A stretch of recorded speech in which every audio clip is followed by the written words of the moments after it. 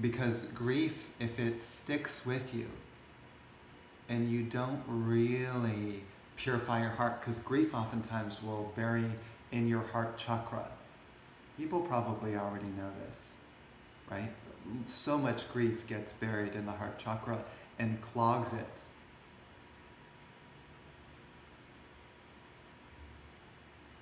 And so we have trouble feeling true, pure love because we live with a heavy heart. And you see it in people. You see it. Think about this, right? When you have a heavy heart, you become heavy and you become hunched, right? Heavy and hunched. That's what happens to a person who is grief-stricken, who has not worked on purifying their grief. Their heart becomes heavy, their chest starts to go like this, and then they start to walk around like this.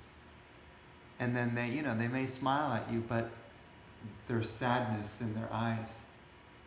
And why do you want to live a life like that?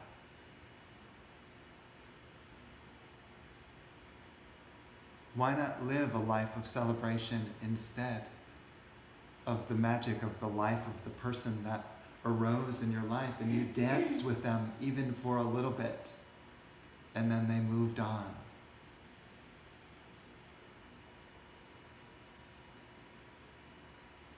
And then you just think about, wow, that was amazing, an amazing experience that I had with that being.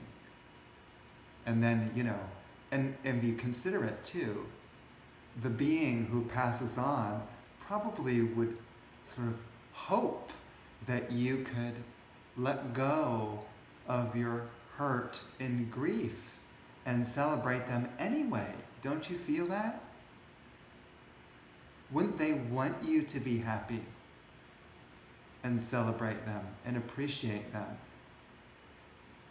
and thank them for being in your life rather than being caught in this downcast tragedy? Let death remind you about the wonders of life. Let it remind you of that.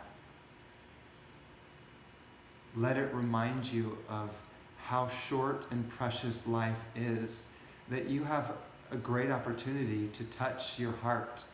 It said, I remember in this one movie,